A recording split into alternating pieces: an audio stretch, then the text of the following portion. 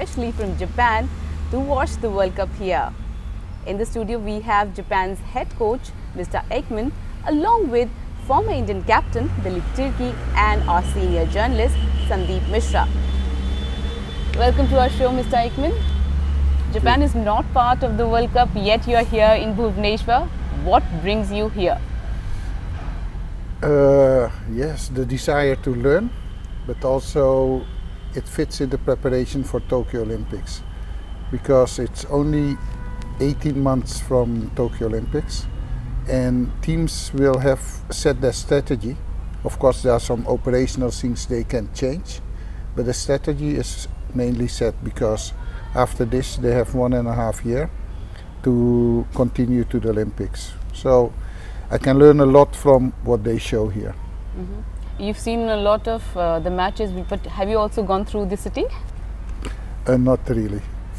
Not really. It's after I've seen the matches, I have to do my homework. So I analyze the matches, I organize it, I structure it, because when I come back, I have to present also to the Japanese coaches, and I have to adjust my strategy for Tokyo Olympics in a good way. Apart from watching all these matches, I've also seen you, going for the training, watching all the coaches. Tell us more about that. Well, what I like to do is to find out what's going on.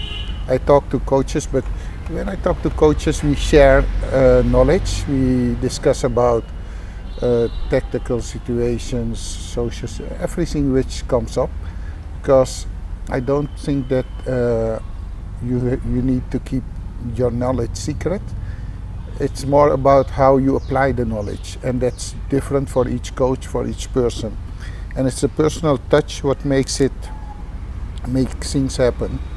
So sharing knowledge is, I think, very important. And that's what I try to do with all the coaches. So we share, we talk, we research, we check on how we look at some points. And it's good. Sandeep, Japan went on to win the gold medal in the Asian Games. Do you think it would have been great if Japan was here for the World Cup? Well, if they would have qualified, they would surely have been here. But when you really look at the Asian Games and you look at the rise of Japan, I can only compare Japanese hockey right now, not in terms of style and play and tactics, but the rise I can now see that, Belgium in the last 8 years, and now Japan. I mean, to become Asian Games champion is a big deal. I mean, you win big matches to be there. So looking at that part, I think an Asian Games champion, if they would have been playing here, it would have been wonderful. It would have been wonderful for the fans, for a lot of people to be able to watch Japanese hockey, the pace, the speed, and all of that which we saw in Jakarta. Yeah, it's a loss in so many ways, but yeah, to be at the World Cup, to be at any tournament, you go to qualify. Dilip, आप क्या समझते हैं Japan की hockey को लेकर? आपने Asian games में उनकी हॉकी देखी थी, इंडिया के खिलाफ 7-0 से मात खाई थी, बट एशियन गेम्स में फाइनल में जाके गोल्ड मेडल जीता था. किस तरह देखते हैं जापान की हॉकी को? जापान कुछ सालों में काफ़ी डेवलप कर गया है. जैसे संदीप ने कहा कि मैं भी जापान के साथ मेरा भी एक्सपीरियंस रहा कि हमेशा जब भी हम लोग खेल रहे हैं कि कॉन्फिडेंस के साथ खेल रहे हैं कि हम जीत जाएंगे, और जीते भी हैं. वो स्थिति था पहले, लेकिन आज डिफरेंट है. आज आप देखिए, Asian games champion direct qualify हो गए ओलंपिक्स के लिए. ये छोटी मोटी बात नहीं है, और डेफिनेटली टीम में काफ़ी इम्प्रूव आई हुई है. हमने इंडिया के साथ लीग मैच में हालांकि हम बीट किए थे, लेकिन अल्टीमेटली रिजल्ट क्या, विन. जो कि सेमीफाइनल में जापान ने बीट किया. हम मलेशिया से हारे. हाँ, जापान पाकिस्तान ने पाकिस्तान को बीट किया सेमीफाइनल में. अब देख लिया पाकिस्तान टीम आज यहाँ पे किस तरीके से खेल रही है. उसी टीम को जापान ने सेमीफाइनल बीट किया. तो मेरे ख्याल से बहुत डेवलपमेंट किया है जापान कुछ सालों के अंदर, और आज हमें मानना पड़ेगा कि आज एशियन गेम चैंपियन है. Sir, Japan has played 4 World Cups, and your experience here, gaining all the experiences of watching all the world team, global teams and the coaches, how much that will help when you go for the Olympics? Well, performance from Japan in the World Cups was not so very good, but history is to learn from and to prepare for future. So that's why we look at our history, and we will benefit it, but I think we will benefit more this World Cup and our pathway from when we started in June last year till now. We were able to win major matches. We won some tournaments, and you need to learn to win before you can actually deliver an important tournament, as you said. And it's still difficult for us, but knowing the fact that we can win does a lot to the team, because in the past they were always smashed by India and Pakistan. My players still have posters from Indian and Pakistani players above their bed, so they couldn't believe that we could beat those countries. Then we start beating Pakistan, and the last year we lost, I think, 1 match out of 7 or 8 from Pakistan, and the rest we had 2 draws and the rest we won. So we are confident that we will not lose from Pakistan anymore, and that gives a totally different approach and attitude. With India, we don't have that level at the moment. India is the best team in Asia, but we know that we can give them hard time in finals, because as soon as it's finals, they are in trouble, and we can cause trouble for them. I'm not saying that we will directly win, because on each position they have more skillful players than we have, but we have a strong mind. Talking about strong minds, did the team sleep the day you guys won the Asian Games gold medal? The team? How did they celebrate? No, well, they hardly celebrate. They were, of course, very excited, and the adrenaline did a lot with their physical state. So they were unable to sleep, and they were very, very happy. But again, hockey is a small sport in Japan, so when we came back in Japan, nobody knew that we won. So we got a handshake, and that was it, and no celebrations, nothing. So for the players, only at their clubs there was something, but there was not much. And for the rest, we had to go back to normal. Is it because hockey is not too much played in Japan, or people don't know much about hockey in Japan? Well, I have to clarify that female hockey is more popular in Japan, because Sakura Japan, the ladies team, they played the last 3 or 4 Olympics, and they do well. They are top 10, and due to that, the people know the female hockey. So they were astonished that hockey can be played by men too, that males are playing hockey. And but it's coming, because we are picked up by the national TV, and now they understand that men play hockey too. So on the long term, it will be beneficial. But at this moment, when it is the first time it happens, so it's logical. Sandeep, you were there in Jakarta, you saw all the matches, and you were there present for the final as well. How do you see the rise of Japan as a team? How you've gone from playing the league matches and then the final and winning the gold medal? I mean, if you really look at the historical perspective, they were there in Mönchengladbach, they were there in Kuala Lumpur, and I still remember that 2-2 draw that we had. It was hugely disappointing for India, because you want to start with the momentum, and that really took a lot of momentum away from, and we really suffered in that World Cup. But off late, you see a very different Japanese side. You see a trained Japanese side. You see a coached Japanese side, whose main thing, not along with skills and play, but now they are striving for consistency. Even in the Aslan Shah, when they beat Australia, it was a massive day for them. I think that was their first victory, if I'm correct, over Australia. Yes, in the Aslan, I mean, not in the Aslan, but overall historical. And they gave us a torrid time. They were leading against us before Mandeep got a hat-trick and we beat Japan. So it's not like it's come sudden, that Asian Games came suddenly out of the blue. if you see, there's a slight increase vertically. They are going up, and the side looks very complete. Though I have to, it's a question also. India beat Japan 7-0 in a long time. Dilip, I also saw an Indian team totally in control of a game. You know, you see that they have their ups and downs in a match, but वो वाला जो match था, वो जो 7-0 वाला, everybody was in the right position. Everybody was playing very controlled and very total hockey. So, and then the final, you know, I wouldn't even call it luck, honestly.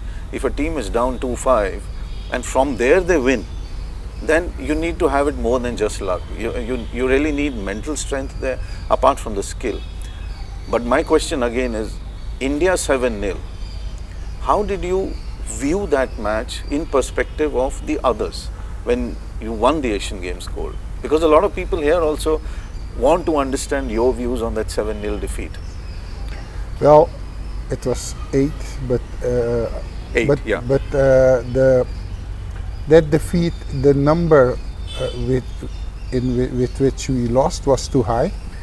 But that we would lose, it was all in the game. We tried to play an attacking game. We tried to play on an equal level with India, but we were not equal. So they were faster, and when you give them space, they smash you. And we knew that, but it was the group match. It had no value. It was not about winning or losing, because we had to win Korea, and then we would make the semis. And in the semi we would beat Pakistan. We were convinced about that.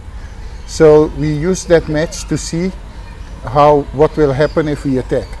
So we played as attacking as possible, and yes, they showed us what they could do. And we knew then that we expected to play India in the final, and we wanted to beat them in the final. So losing by that number in the group match was okay, because they would be overconfident in the final, and then we would hurt them. That was our idea, but it's strategy. It's not much more than that, and it's always like that. When you play to win, you have to you apply a strategy, and I wanted to try to get there, because yes, the Indian players are so skillful. They play the best hockey at the Asian Games, but only not the last 2 matches, and that's what happened. Yeah, but just to round off, where he has taken Japanese hockey to, I think they will shortly be banning him from entering more stadiums to watch, because you know nobody wants to see extremely strong Japan at the Olympic Games. If this is what an indication is at the Asian Games, then I think you're going to take Japan very, very high in the Olympic Games. I mean, that's what it looks like now. Now we want to win a medal, and we will win a medal.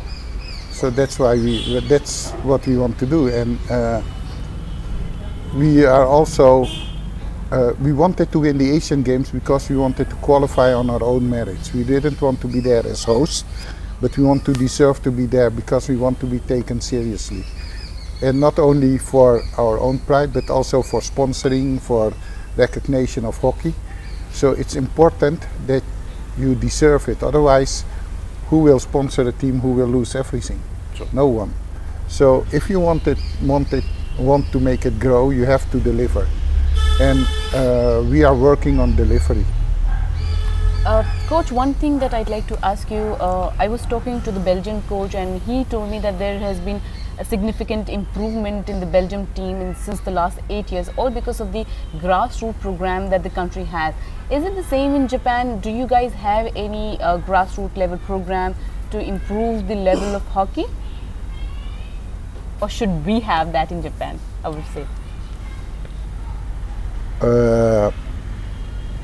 Japan doesn't have any structure, but they have hockey at primary schools and at high schools, and they play 6-a-side until they go to senior high school. So the basic skills are very well developed, and they are speedy, they have agility, but they lack hockey knowledge. And hockey knowledge means tactical knowledge, about technical knowledge. The detail information is not there. They see and they copy, But if you don't know what it really is, it's difficult. So Japan need a coaching structure, like they need, by the way, in India too. That's my opinion. But talking about Belgium, I agree with Colin, because they have a program for over 10 years, and step by step they're growing their youngsters. And the team who is playing here, they all have been European champion under 16, under 18, and when they enter the national team, they are very experienced. By the way, same for Holland and Germany. But the Belgium sides beat the juniors of Holland and Germany. That means that they were very strong. And at the end, it pays off, and then suddenly they rise. And everybody is astonished, but it's not so sudden. Dilip, मैं आपसे यहाँ पे पूछना चाहूँगी, grass root programme से कितना फ़र्क पड़ता है? आपने खुद देखा है यहाँ भुवनेश्वर में, कितना फ़र्क पड़ जाता है एक ग्रास रूट लेवल प्रोग्राम से? देखिए, यदि लॉन्ग टर्म के लिए हम प्लान कर रहे हैं और अच्छे क्वालिटी और क्वांटिटी यदि हमें टीम के लिए चाहिए, देश के लिए चाहिए, तो हम ग्रास रूट प्रोग्राम को फॉलो करना ही होगा। आज बेल्जियम एग्जाम्पल बना हुआ है। कुछ साल पहले बेल्जियम का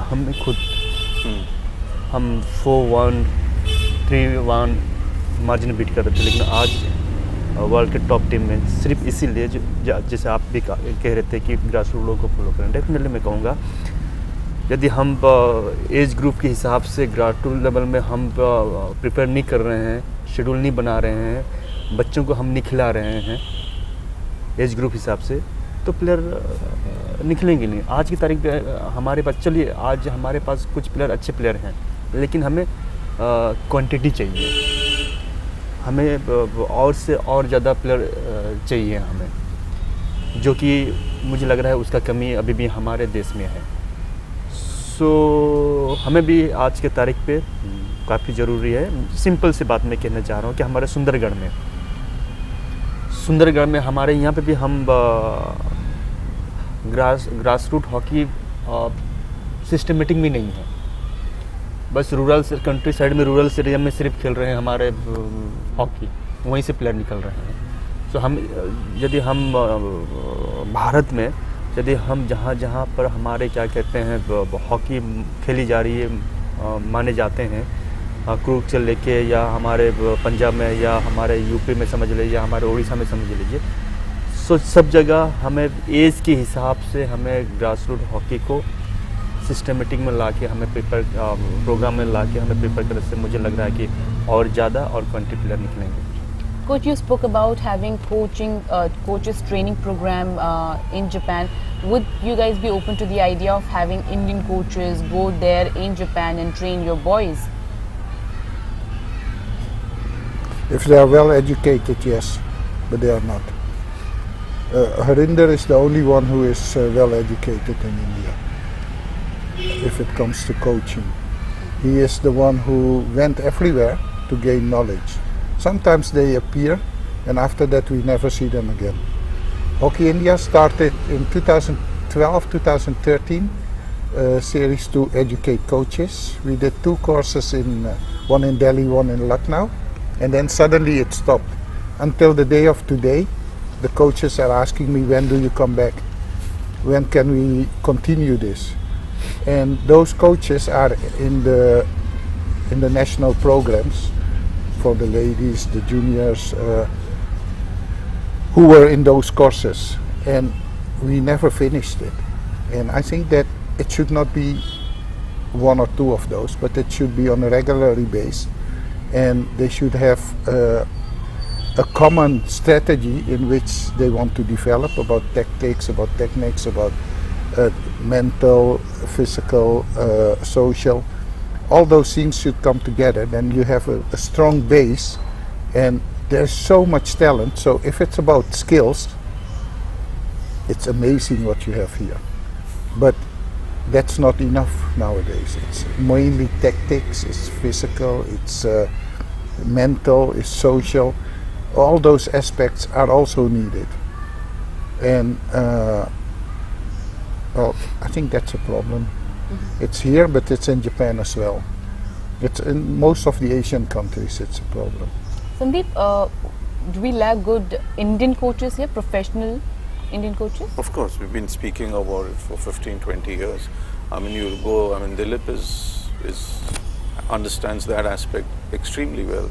He's come up from a system where there are no coaches, and you know, it's just the natural born talent, skills that take you through that system, which we sometimes forget.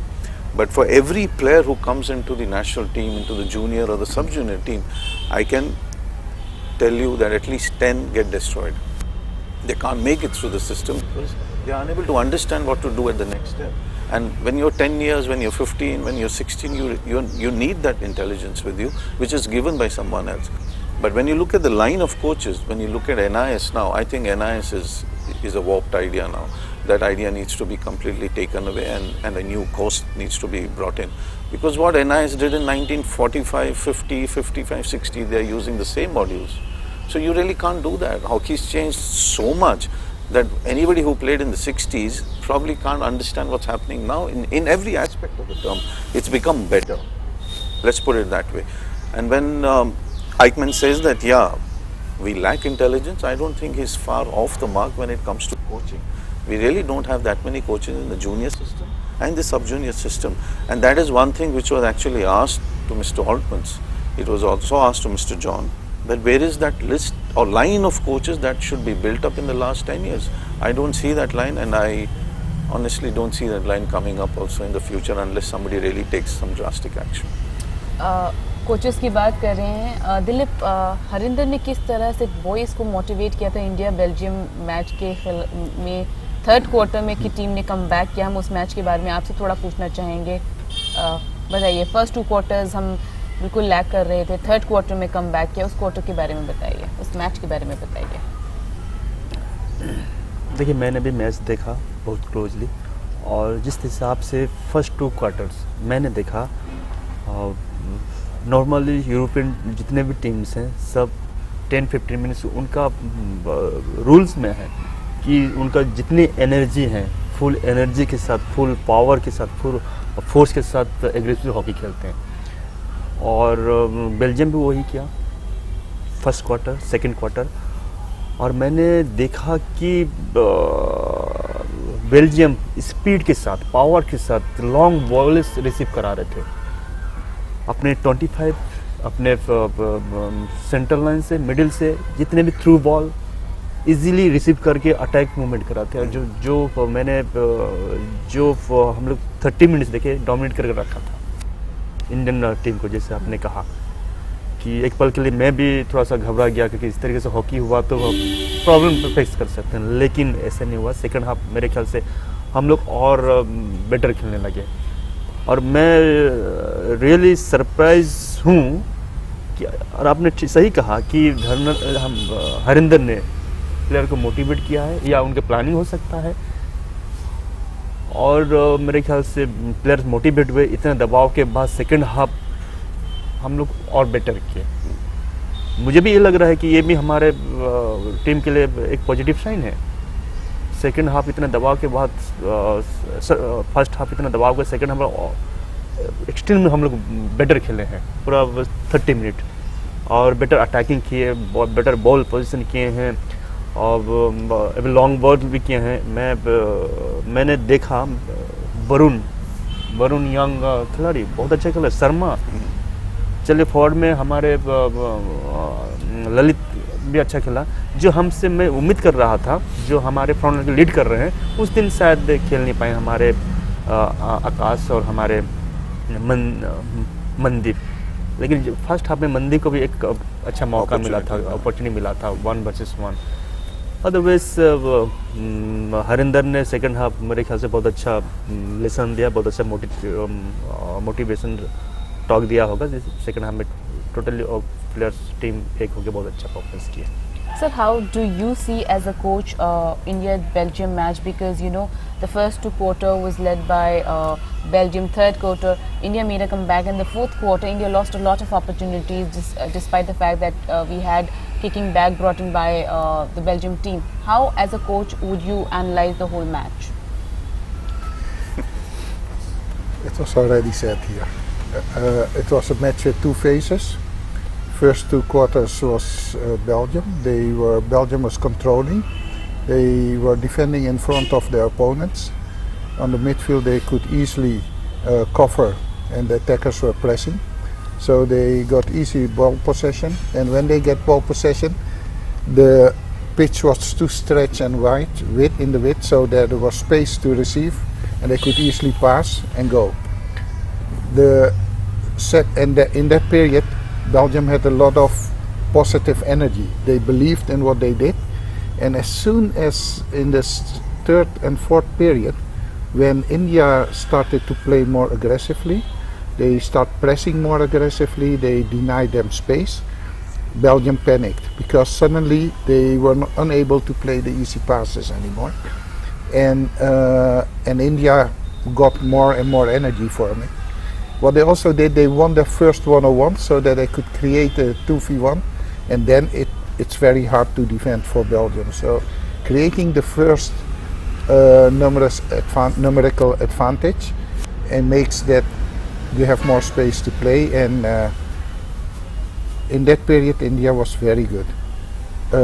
They got into the lead, and they were a little bit unlucky in converting goals, but that was also because they are restless, and I think also there's an issue of being afraid to lose. I think that was in the first two quarters, and later after they took the lead, and especially when Belgium went without goalie, with kicking back, I thought now India will smash them because they have the ability to counter-attack very fast and they're very skillful. But what happened is that they kept the ball too long in their own defense, and they lost the momentum of the attacking game, and therefore Belgium created a lot of pressure, and it was more mental and internal pressure which they felt instead of the real applied pressure. And Belgium kept the pitch very in the width and deep so that the hot channels would open, and in the hot channels it's 1-on-1 and defensive. Then India in the first part they were defending also in front, they stepped backwards. But if you step a little backwards, you allow the Belgians to receive the ball, and then you can wait for a fall or whatever, and it delivers a lot of pressure. So I think that's where India lost the momentum. But overall, I think that the third and fourth quarter was very good, and if they can play like this, they can end up very high, very far. Sandeep, quickly tell me, what do you make of the Spain versus France match? France took the lead in the first quarter, if I'm not wrong, and then conceding the goal in the last quarter, fourth quarter. How would you sum up the whole match? I think yesterday when we were speaking about that match, I mean, it was almost like, though even I said that, even though without their captain now, who's out of the team, I think Spain had that energy, that passion which they normally show. But I think France was much more structured. France was the team that wanted to win, not that Spain did. But when you see both the teams playing, I think France was pushing a little better. They were more organized in that sense. And that stroke, I mean, I think that should have clinched it. But yeah, I mean, that 1-1 draw is now putting the pool into a very different situation. I'm afraid that even Spain could see itself going out. I mean, it's kind of put the pool through a very different thing. So you watched that match. What is your analysis? France had a good defense structure throughout the match. They were a bit unlucky to concede the goal in the fourth quarter. I don't think it was unlucky. It was coming on, but I think Spain had more individual players. So I agree that France was more a team and they defended as a team, and they were able to keep Spain away. They gave a few penalty corners away, but they could defend them very well. And the Spanish players, they are more individuals. They dribble a lot, and that make it hard for them to score the goals. But they had opportunities, and after in the last quarter, well, I think France should have finished with the stroke. It was a golden opportunity, and the moment they missed it, yes, then they could have lost it too. And so I think that they started better, then Spain took over, and they survived, and they couldn't bring it home. Dilip, New Zealand Argentina एक match था, 3-0 से Argentina ने मात दी New Zealand को. फिर से slow start था Argentina का. They pushed the second gear, third gear and then the fourth gear. किस तरह से देखेंगे उस मैच को आप? मेरे ख्याल से अर्जेंटीना खुद कॉन्फिडेंस उनमें था कि हम बीट कर जाएंगे न्यूजीलैंड को, कि जिस तरीके से, इसलिए उन्होंने स्लोली स्टार्ट किया. और मेरे ख्याल से उनका प्लानिंग ही होगा. कॉन्फिडेंस है, उनके पास फ्लिकर है, उनके पास एक्सपीरियंस खिलाड़ी हैं. और मुझे लग रहा है कि न्यूजीलैंड उनका जो न्यूजीलैंड के हिसाब से जो हम देखते आ रहे हैं टीम, वो टीम मेरे ख्याल से यहाँ पे हमें दिख नहीं रहा है न्यूजीलैंड का. सो और आज की तारीख पे बेटर साइड है अर्जेंटीना, और लेकिन कंट्रोल करके अर्जेंटीना जा रही है, आगे बढ़ रही है. और न्यूजीलैंड से मेरे ख्याल से कॉन्फिडेंट 3-0 बीट किए. We're running short on time. Quickly tell us about today's matches. We have two big matches today. England, Australia. Australia. Sandeep, you go ahead and tell me about the England-Australia match. I still feel it's going to be close. I've watched some of these England-Australia games, and England always comes up very fast. I still remember the Aslan final. I mean, it was played at such a pace. It was incredible. I mean, even when you're watching it after the match finished, I mean, we were short on breath. You know, it was a game like that. And if it comes around today, I think it's going to be pretty equal. I mean, England need the points now, because I think they drew last, and now they need those points. And I think they're going to come out completely guns blazing in Australia. And today's match will actually also show, in a way, where Australia is. You know, not in the World Cup terms, like, because they still have games with them, but where they are situated in terms of possession, play, tactical, everything. England is going to give their best today. The second match of the day will be Ireland versus China. Both the teams surprised us. Ireland, they played well against Australia, and China drew against Spain. China drew one of the matches. England 2-2. So yes, so what will be the highlight of their match? It will be a close match, and China didn't surprise that much because it's the Inner Mongolia team, the team from Coach Kim, and that's a very strong team. And it's a team which plays together a long time, so they are fit, and they're tactically very disciplined. And you could see it in the England match, and they will do it today again. And Ireland is, they are fighters, so it will be a nice clash to see what will happen.